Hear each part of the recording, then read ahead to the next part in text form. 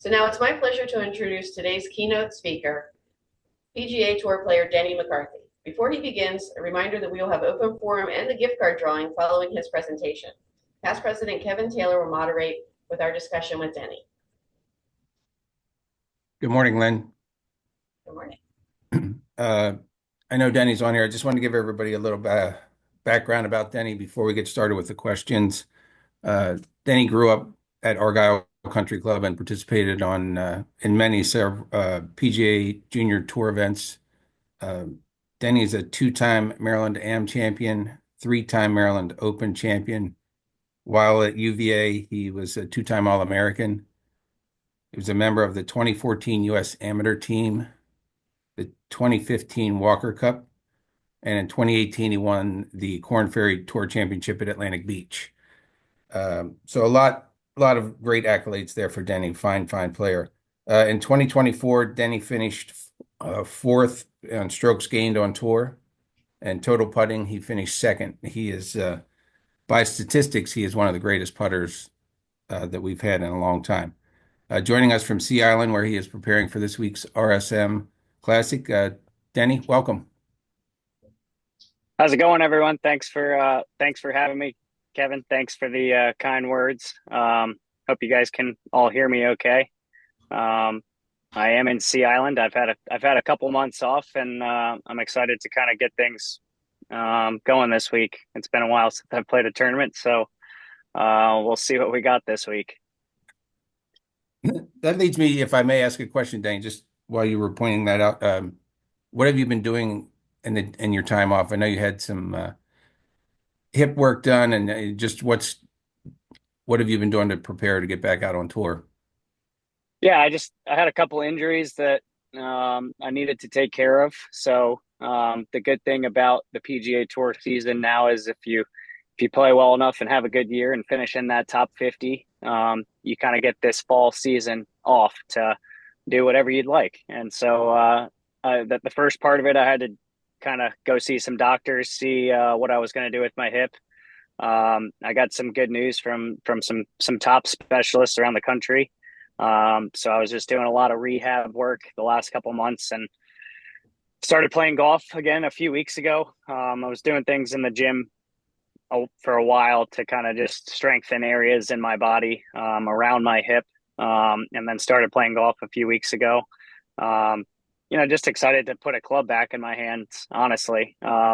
We all know that golf's a really fun game and we enjoy it, but sometimes it can be a little bit much at times. So it's that kind of, I had a nice little off season, and I've been excited to kind of put the club back in my hands. And I don't really have a ton of expectations this week, which is nice. It just kind of feels good to get back swinging a club, and it'll be good to kind of get into that tournament environment. That's something I like to do the most is just to compete and play in tournaments and get those juices flowing. So I'm excited for this week. Great. John, do you have any questions from the floor? I do. I have a few queued up, and then Kevin, you can always go in with based on your relationship with Denny. Well, welcome again, Denny. Thank you for joining we have about 300 PGA professionals on the line listening, so appreciate your guidance here. But this is a question from Tyler, and he said, Denny, I'm currently in the PGA program working on becoming a PGA professional. I find myself nervous more than not in tournament settings.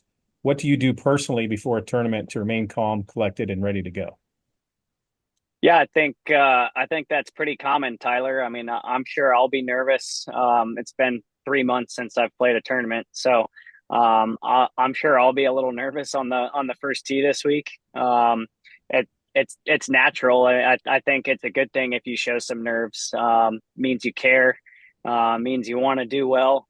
I actually typically play better, I feel like, when I'm nervous, when I'm nonchalant and don't feel those nerves and have almost too much of a carefree attitude. I don't get as into it. I make sloppy mistakes. So I actually like being nervous. It's kind of just, how do you control those nerves then, right? Once you get into that tournament setting, because becomes a little bit of a different sport when you play, when you practice and play at home with buddies and then you enter a tournament, it becomes, a little bit of a different sport. I like to joke with some of my buddies, my brother, that it becomes a different sport when you enter a tournament. But you should embrace those nerves.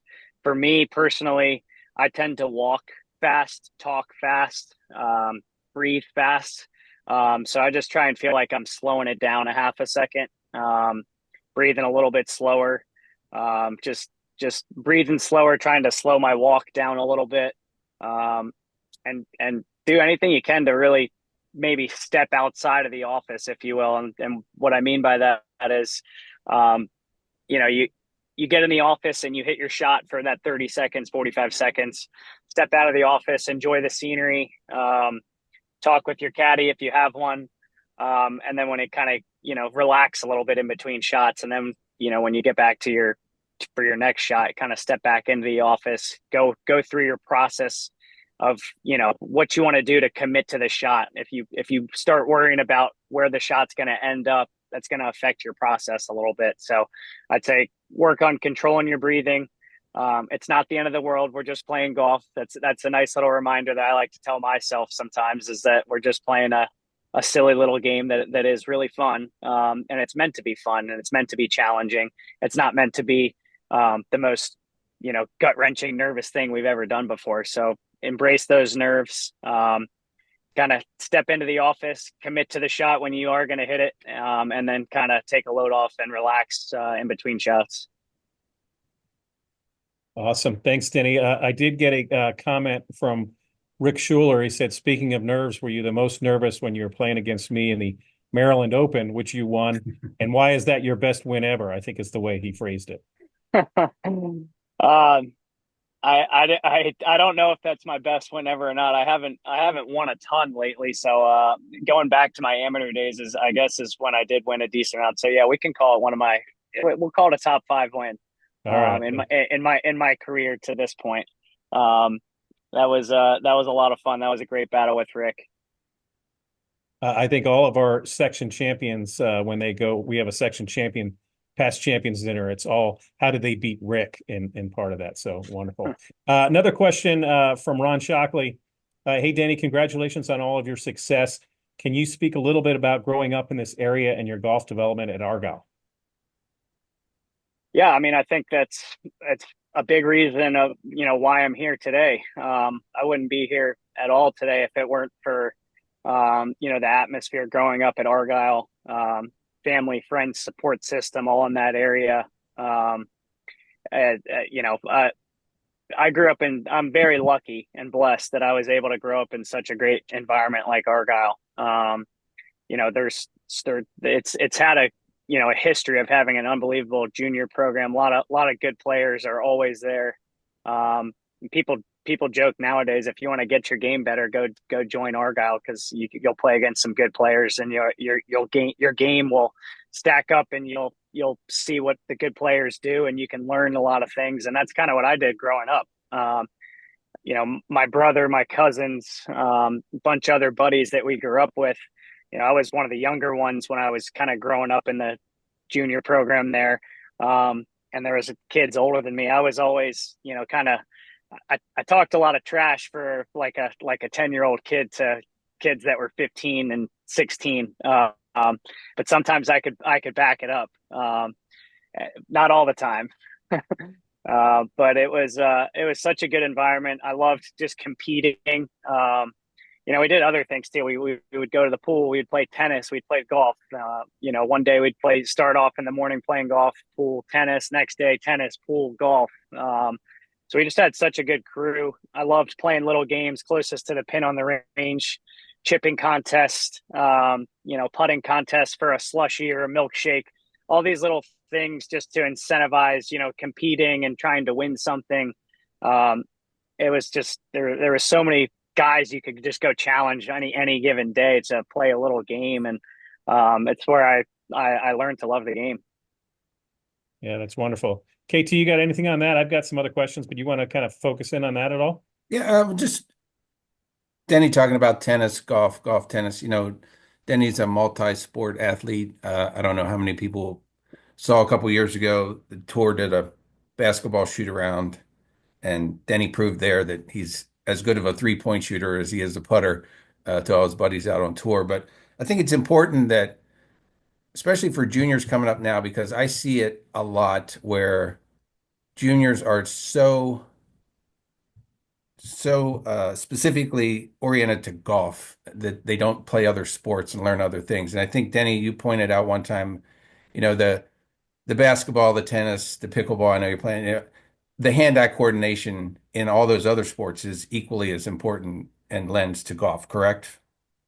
Yeah, I mean, for sure. I mean, I try and, it's a game.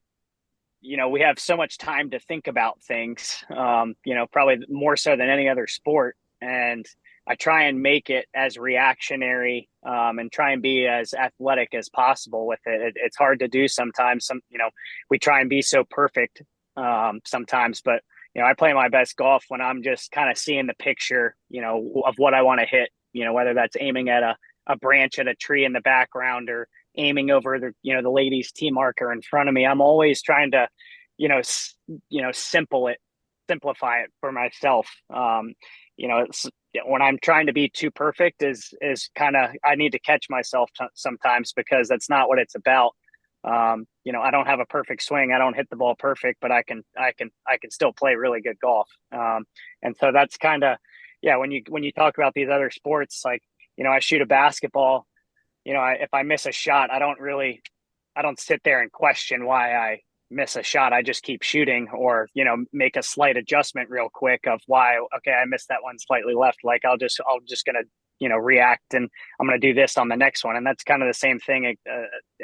It applies to golf too. And, it's shoot or shoot, right? Like that's always been my mentality. If I'm hitting good shots and not making the putts, you just got to keep doing it. You gotta just react to the target, not worry so much about the mechanics of your stroke or your golf swing. Try and be an artist out there, paint pictures, whether that's, hitting full shots or putting on the green. Awesome. You want me to go with questions, Kevin? Yeah, just another quick tidbit that I learned recently for Denny's putting this year in 2024, 824 putts with 3 feet or less, and he made 822 of them. So what happened on the other tip? I didn't say you missed two, Denny. I said you made 822. I want to focus on the positive. I know. Not all 3-footers are created equal. They could have been. It could have been blowing 20, and it could have been a little nasty, a little downhill left or right. I focused on the positive. You made 822. I know. That's for sure. That's fine. Our secretary, Scott Graber, asked, have you ever lost a putting contest? I have, yeah, I have, but that's, I get upset about it. But I'd get upset about losing any kind of contest. That's just kind of, I'm very competitive. Going back to Kevin's previous question to tie in, like playing all those sports, basketball, baseball, these other things, like I'm trying to win those things. I'm trying to find even little ways to get better at all those other little games that I play outside of golf. And I think that's just part of my nature. I want to try and find ways to improve and get better. And I have lost some putting contests before. I typically play like a 10-hole putting contest. So if somebody were going to beat me in a putting contest, it's a good way to do it, because 10 holes, you can get up on someone on quick. If somebody makes a couple putts early and it's hard to come back in 10 holes. So you got to have that mentality. That's why I like playing a little 10-hole putting contest. And you alternate picks. If it's me versus you, John, you'd pick the first hole. I'd pick the second hole. You pick the third hole. That's kind of how I like to do it. You get to see half the reads, and half the reads you need to come up with on your own. But it's a good way to kind of, okay, I need to get out of the gates early, and I need to make some putts early, whether taking advantage of looking at his putt, or pick a putt that I'm really comfortable with, or trying to find little edges, little ways to trying to win things. That's right. I just got a text from Kevin Haney, who was my putting partner at the chapter challenge, and he wanted us to remind the crowd that we got 4 up after 5 on Sean English and Yang Ju. So I'm not sure, Kevin, if he's bragging or if that's from me, but We'll just put it into the record. All right, Kevin, question from Jeff Mann, or sorry, not Kevin, but Denny, a question from Jeff Mann. What do you encourage and recommend for current junior golfers who are trying to get ready for the Division I level? Find a go-to shot off the tee. Everyone can bomb it these days. It seems like all these kids coming and, at a grade school to high school and high school to college, everyone can bomb it. Find a go-to comfortable shot off the tee, whether that's a little tee down controlled one or burning hitting a hard draw 3-wood. Find something you're comfortable with when you get into those uncomfortable situations. And get really good at your scoring clubs. Get really good 8-iron and in 160, 150, 160 yards and in wedges and short irons. You're not gaining a ton of shots with 7-iron to 4-iron, really. You need to be decent at those. You can hit a 7-iron in the middle of the green. You don't need to stuff a 7-iron from 180 yards. But what I see out here is guys are just really good with their wedges and scoring clubs when they have a green light opportunity. They try and take advantage of it, and then try and mentally, I would say, try and really get into the process of the shot you want to hit. Some of my worst shots come from just not committing or not having a clear process or picture. Even when my swing is in a good or a bad, even when my swing's in a great place, some of my worst shots come from not committing to a shot. And then conversely, even when my swing is not in a great place, if I really have a committed picture and process, I tend to hit more good shots than not. So being really into the process, and then once you hit it, there's nothing you can do about it. Try and let it go. Once the ball leaves the club face, there's nothing you can do about it. So there's no need to get worked up if you got a bad break here or there.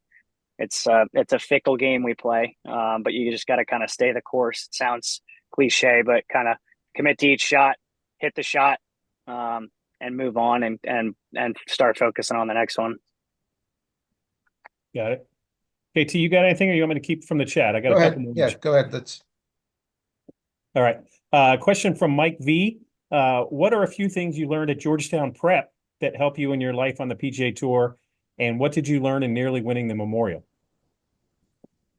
Prep was a great experience for me. It kind of, I faced, I feel like, a lot of adversity. The school part of it was pretty difficult.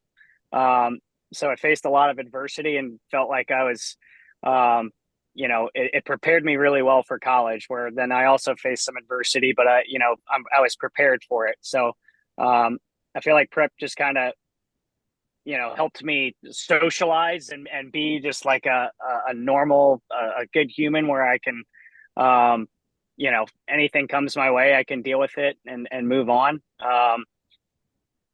And in terms of the Memorial, what was the question? What did I learn from Memorial? Correct. What did you learn in nearly winning? I learned that I can play really hard golf courses and compete with the best players in the world. That was Memorials every year is kind of like a U.S. Open type setup with a really strong field. So it sucks that it kind of slipped out of my fingertips. I was leading most of that Sunday. I actually really struggled early in the week. Monday to Wednesday, I was hitting the ball terrible. Even Thursday before the round, I remember I was hitting the ball terrible, and I didn't really like where my game was at all. And I latched onto a small little feel and committed to it. And like I was just saying a couple minutes ago, I really just got into the process and just started trying to paint pictures with shots instead of worrying about my swing. And I just feel like I just kept doing that throughout the week and until through Sunday, and just tried to see where that would put me. And I was just like so in my own little world bubble. I didn't really care about anything else that was going on. So I learned that when I get in that mindset, I can be really, really good. And I was really good that week. I didn't win the tournament, but I showed that I can compete with the best players in the world and that I belong on that stage. Yeah, there's no question about that.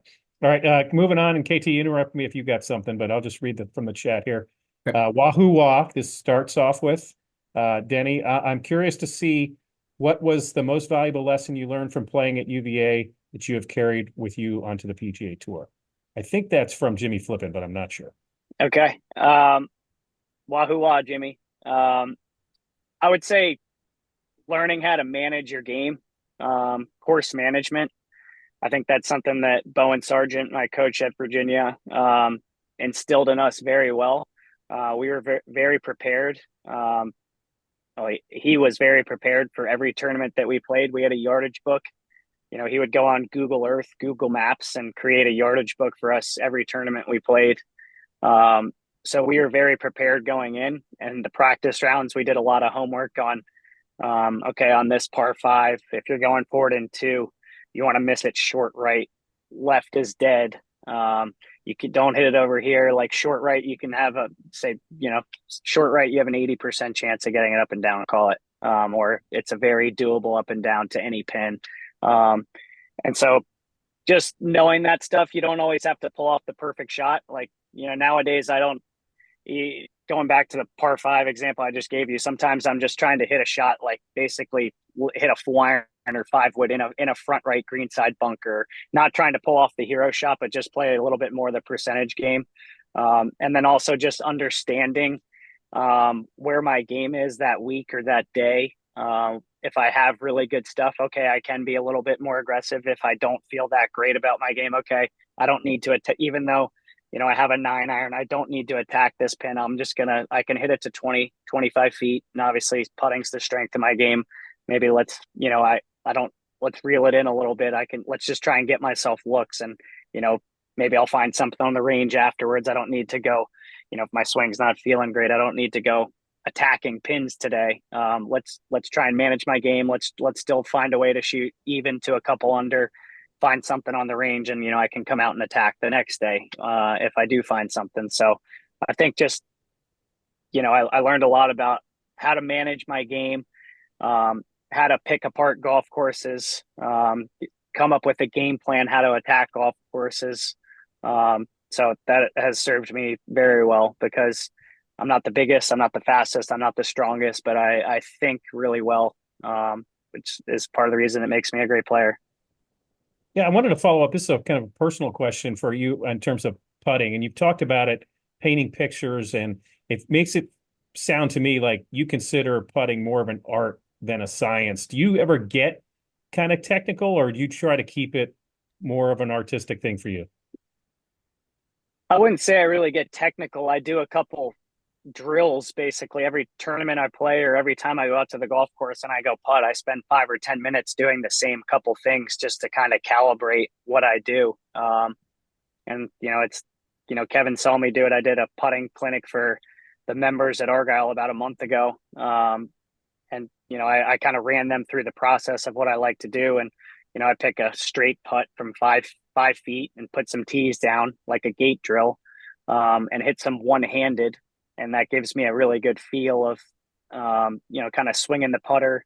I kind of get it locked in my lifeline. So, I mean, there is some technicality to it, but for me, I've done it for so long now. I kind of had to go through this trial and error process a long time ago. What works best for me? I don't really see it as technical now. It's just part of my feels that I've incorporated into my drills to start my day.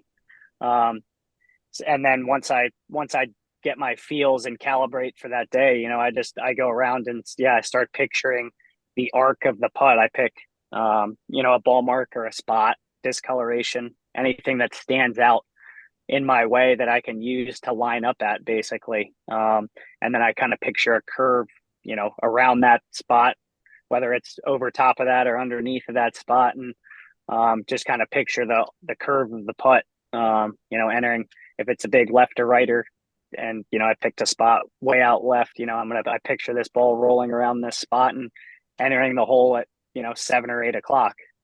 So yeah, I mean, I do have, I guess you could call it some technical feels, but for me, it doesn't really feel that technical, because I do it for a short amount of time every day. I don't really think about it anymore. Very good. All right, got some questions rolling in. Thanks to everybody for typing them in. Alan Smith asked, what players or type of players do you like to play with? Somebody that's easy to play with, easy to talk to, and I've been out here for 7 years now. I'll be starting my 8th year in January. So I know that pretty much everyone, what kind of pairing it's going to be. If it's going to be somebody that I know that doesn't really like to talk, okay, that's fine. I'll talk with my caddy. We'll talk about, the games we watched the last couple of nights, or sometimes I'll even ask him to come up with some like sports trivia questions or something to talk about. Because I like talking some in between shots so I'm not just, out there for 5 hours just thinking about every shot, every waking moment. And then there's players that there's a lot of these guys. I'm here in Sea Island this week. I hang out with a lot of these guys in Sea Island. I rent houses with them on the road. So it's fun when I get to play with, some buddies, because then it seems easy. It feels like you're playing a little money game at home with your buddies. But it's nice when you can, talk with somebody in between shots. Lately, like Adam Scott's, he comes to the top of my mind. He comes to the top of my mind. He's been a great pairing for me lately. Every time I play with him, he's very personable. He's very easy to get along with, very easy to talk to. And then it also helps that he swings it perfectly. So a little osmosis kind of feeds into my swing along with that. So, Adam's been great. Every time I play with him, I seem to shoot a good round. So he comes to the top of my mind. And then, like I said, some of my buddies that I like to play with, it makes it easy when you can kind of, be social and talk with somebody in between shots. And who are some of your buddies out there? A lot of the Georgia guys, I'm kind of like an adopted Georgia Bulldog almost in a way. Ben Coles is a really good buddy of mine from UVA. And then a lot of these Sea Island guys, Step Straka, JT Poston, Grayson Sig, Brendan Todd, Chris Kirk, Harris English, Patton Kazire, Brian Harmon, all these guys. All right, you can live and die with Bulldog football then, since That's we were right. talking about UVA football at the moment. Yeah, we won't talk about it right now. All right. Question from Matt Fuller, who's the head pro at Caves Valley. He said, as you're well aware, the BMW Championship is coming back to Caves Valley in August. Hope to see you here. What type of preparation will you and most tour pros do in advance for our venue, given we have all brand new greens, contours, pin locations, and most guys won't have an opportunity to see the course until championship week? That's a good question. I would think since I'm from Maryland and I come back every now and then, that maybe I could get a sneak peek. I'm going to answer for Matt and say yes. That's going to be an opportunity. Listen, there's no guarantee to make it to the top 50. If you make it to the top 50, you've had a great year. And I've done that the last few years, and I hope to do so again this year, and maybe take it a step further and make it to East Lake in the top 30. I was close a couple years ago to, I don't know when it was at Caves last 2021 maybe, or is it 21? I think so. I was, that was one that I was, looking forward to, circled on my calendar, and I didn't quite make it there. So that was upsetting. I always love playing in front of a home crowd. So that would be special to make it to that event. And, I've heard good things about the golf course. I haven't been to Caves in a long time. So that would be a really fun week if I were able to, make it there. Wonderful. And thanks for the question, Matt. And we'll also thank you for hosting Denny for a preview round there.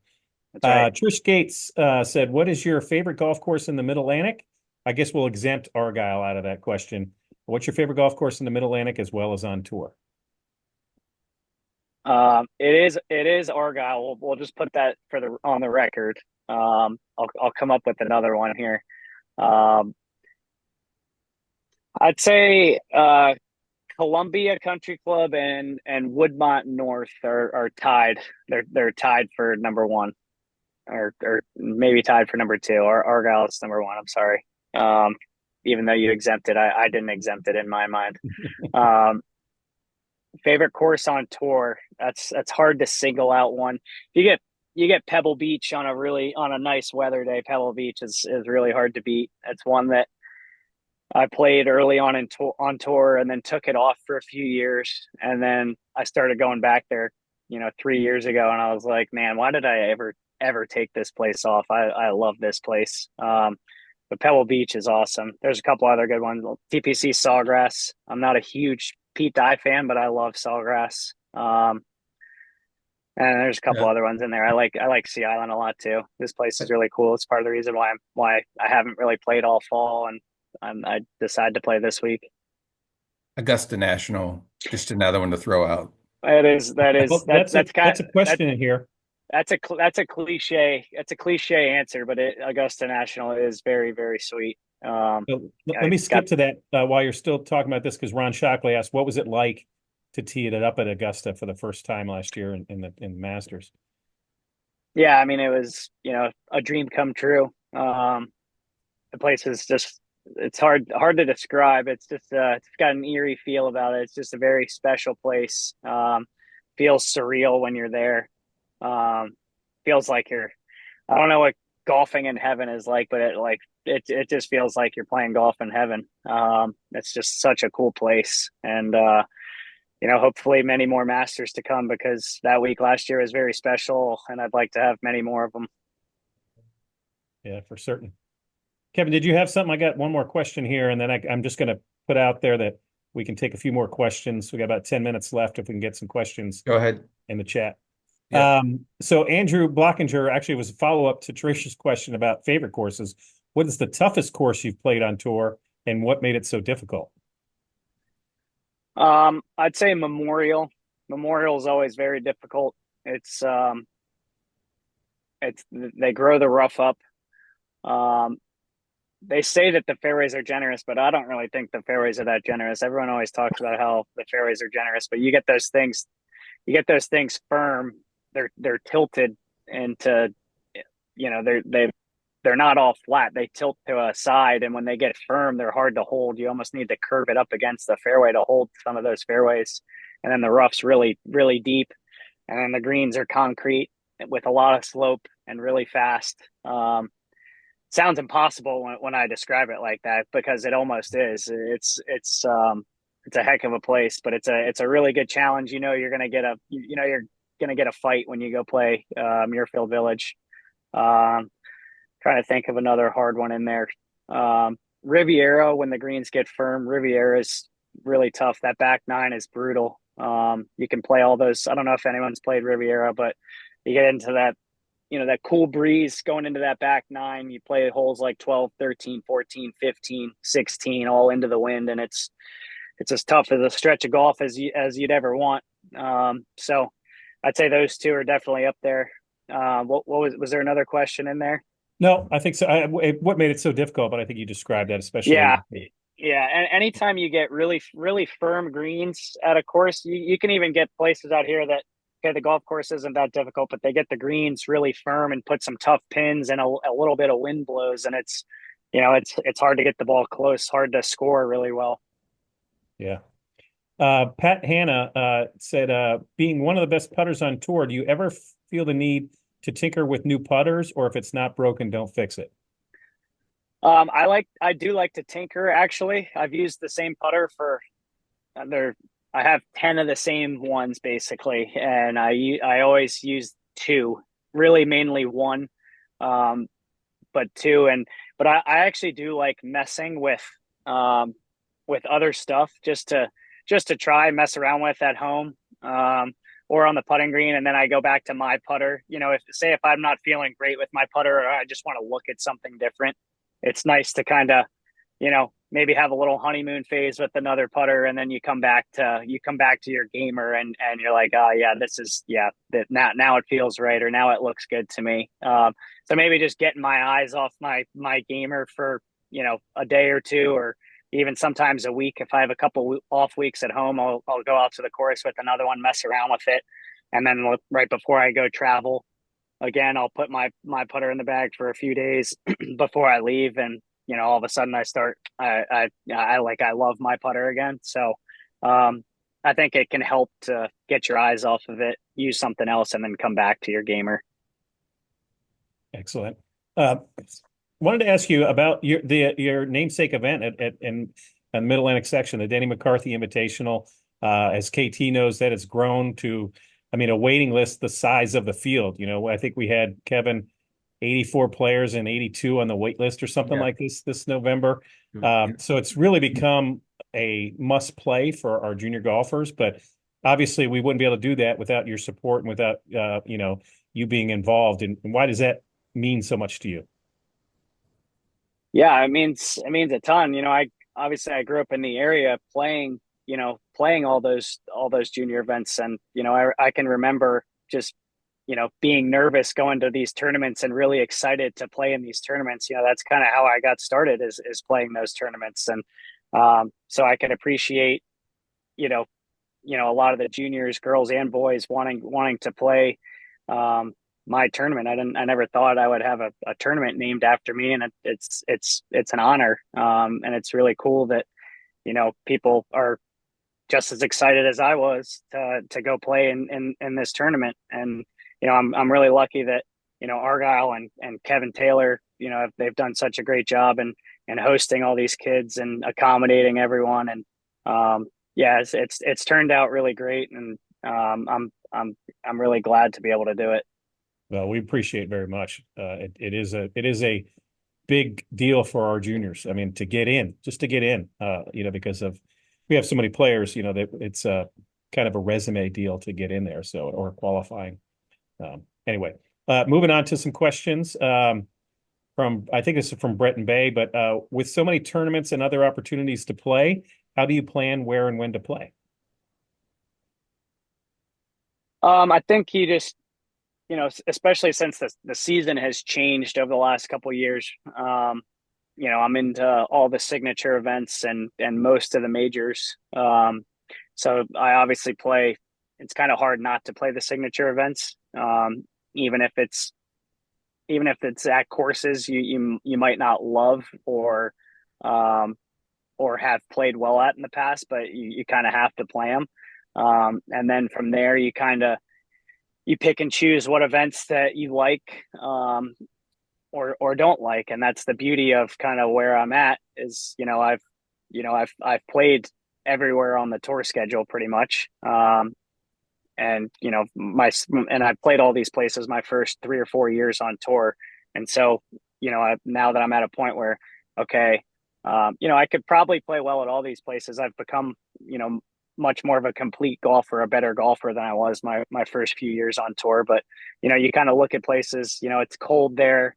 I don't love that golf course. I never had much success. It falls at a good time to take a week off. You kind of look at things like that, and make a decision based on that. You know, this course, the fairways are wide open. It suits a bomber. It's long.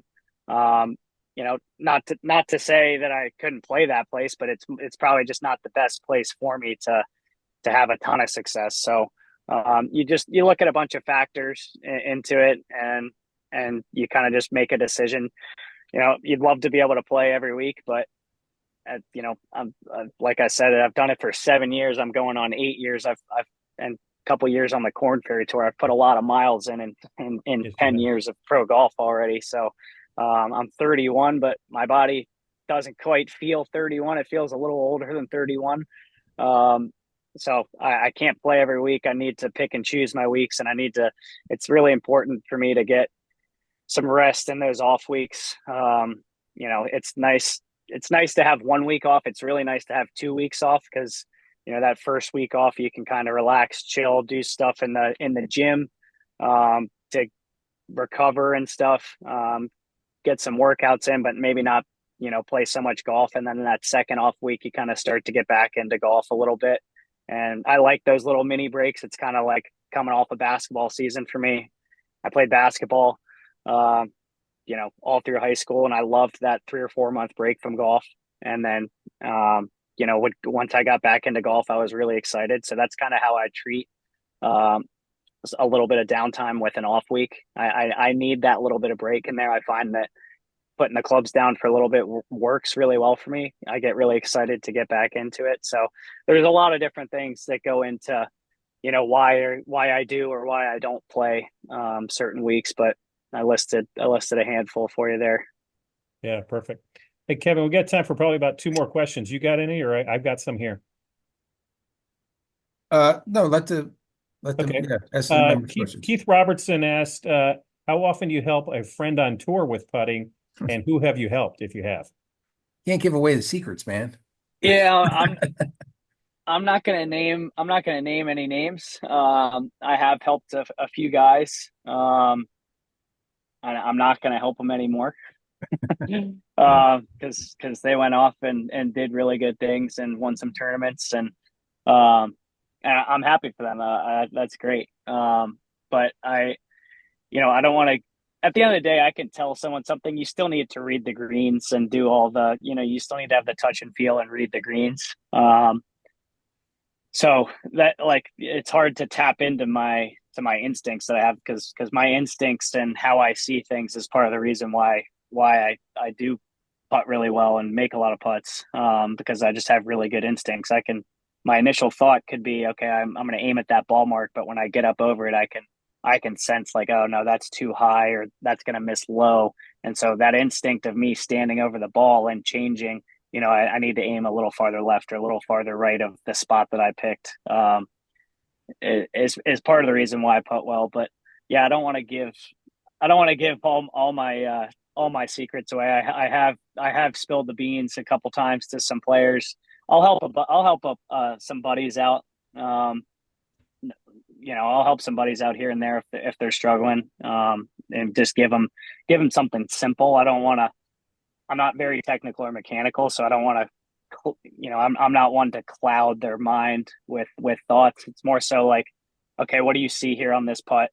How are you going to go about hitting this putt? It's more like process and, where are you looking to hit this putt? It's not like, oh no, your stance is a little open or, it's rarely ever about the stroke. It's more about kind of the setup and the process.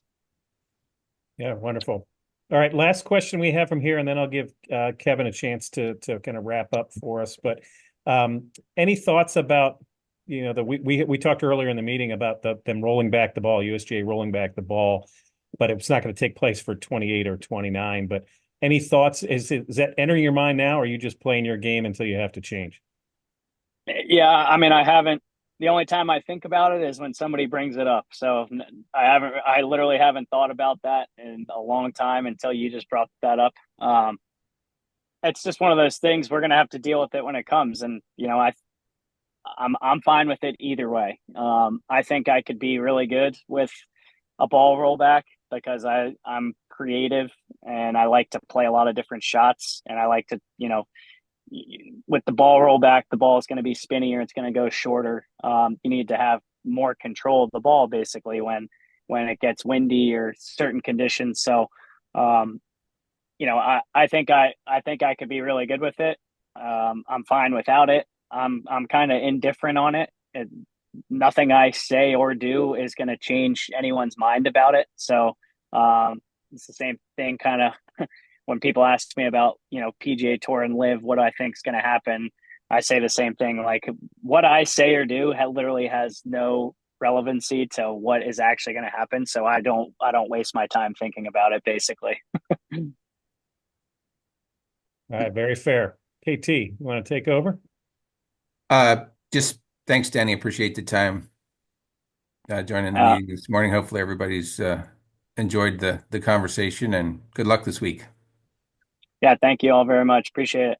Yeah, let's bring home a W, Danny. I'll try. Thanks. All right, thanks, Danny. Take care. Yeah, thank you.